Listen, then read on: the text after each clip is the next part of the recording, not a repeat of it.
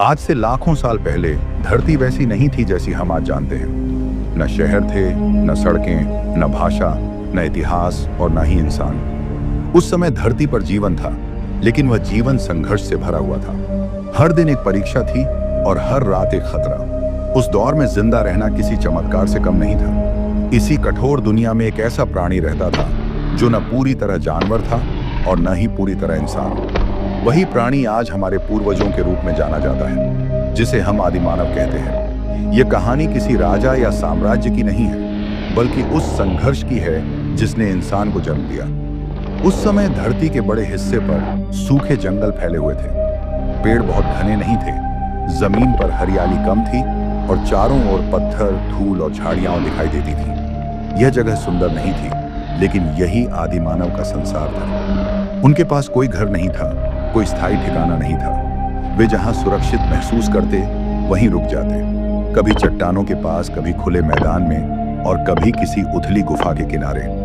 उनका जीवन लगातार घूमने वाला था, क्योंकि जहां खाना खत्म होता, वहां से उन्हें आगे बढ़ना पड़ता। आदि मानव का शरीर आज के इंसान जैसा नहीं था। उनका कद छोटा था, शरीर आगे की ओर झुका हुआ रहता था, बाहें लंबी थीं और चलने का तरीका अभी भी बंदरों जैसा था। चेहरे पर भारी भौहें थीं, नाक चौड़ी थी और जबड़ा आगे की ओर निकला हुआ था। उनके शरीर पर आंशिक बाल थे और त्वचा मोटी और खुरदरी थी। वे दो पैरों पर चलते थे, लेकिन पूरी तरह सीधे नहीं। उनकी आंखों में समझ कम और डर ज्यादा दिखाई देता था। वे सोचते कम थे और प्रतिक्रिया ज्यादा करते थे। उनका दिमाग छोटा था, लेकिन बिल्कुल खाली नहीं। भूख, डर और जरूरत ने उनके दिमाग को धीरे धीरे बदलना शुरू कर दिया था। आदि मानव का सबसे बड़ा दुश्मन भूख थी। वे खेती करना नहीं जानते थे और न ही जानवर पालना। उनका जीवन पूरी तरह इस बात पर निर्भर था कि उन्हें जंगल से क्या मिल सकता है। वे जमीन खोदकर जड़ें निकालते, झाड़ियों से फल तोड़ते और कई बार मरे हुए जानवरों के बचे हिस्से खा लेते। कई बार उन्हें कई कई दिन बिना भोजन के रहना पड़ता था। जब वे किसी मरे हुए जानवर को देखते, तो वह उनके लिए किसी खजाने से कम नहीं होता था। वे पत्थरों से उसका मांस काटते, हड्डियां तोड़ते और जो भी मिल पाता उसे खा लेते। ये भोजन साफ नहीं होता था, लेकिन उनके पास कोई विकल्प नहीं था। भूख ने उन्हें वह सब करने पर मजबूर किया जो आज हमें असहज लग सकता है। उस समय नैतिकता या घृणा जैसी कोई भावना नहीं थी, सिर्फ जिंदा रहने की इच्छा थी। आदि मानव अकेले नहीं रहते थे। अकेला रहना मौत को बुलाने जैसा था। शिकारी जानवर हर जगह थे और आदि मानव उनसे तेज नहीं थे, न ही ताकतवर। इसलिए झुंड में रहना उनकी सबसे बड़ी ताकत बन गया। झुंड में बैठकर वे एक दूसरे के करीब रहते, ताकि खतरे की स्थिति में कोई अकेला न पड़े। उनका आपसी संबंध शब्दों से नहीं, बल्कि आवाजों और इशारों से चलता था। कोई तेज आवाज खतरे का संकेत होती थी, कोई धीमी आवाज भूख का और कोई चीख दर्द की।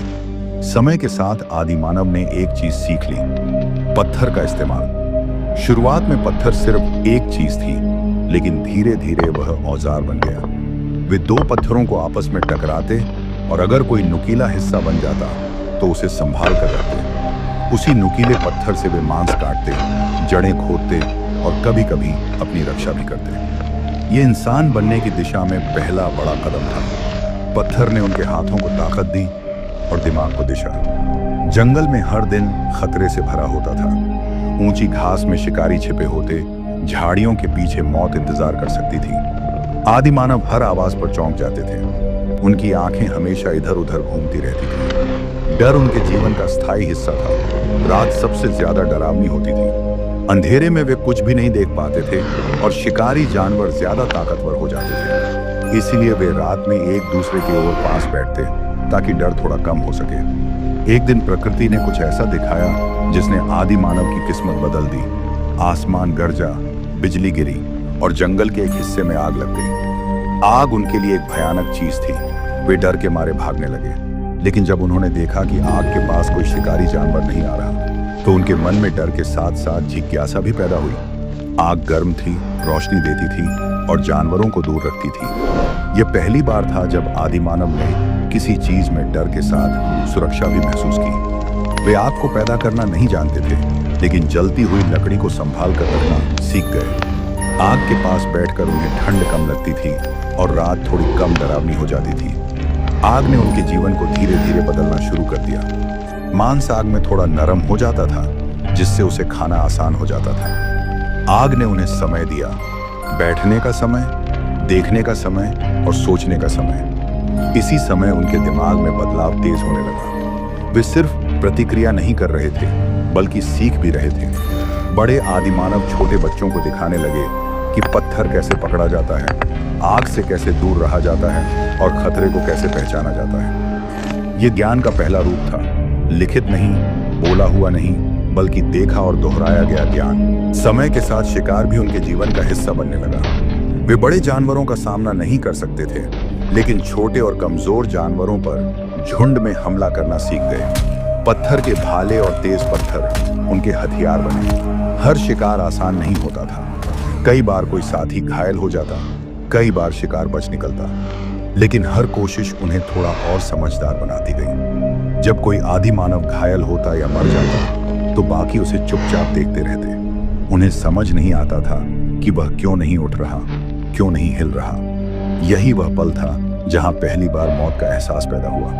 डर, भ्रम और अज्ञात की भावना। वे कोई संस्कार नहीं करते थे, कोई प्रार्थना नहीं करते थे, लेकिन वे महसूस करने लगे थे कि जीवन हमेशा के लिए नहीं है। एक रात आग के पास बैठे हुए आदि मानव ने ऊपर आसमान की ओर देखा। तारों से भरा आकाश, अंधेरा और अनंत। उन्होंने पहली बार अपने से बड़ी किसी चीज को महसूस किया। यही वह क्षण था जहां सोच ने जन्म लिया। यहीं से इंसान बनने की प्रक्रिया और तेज हो गई।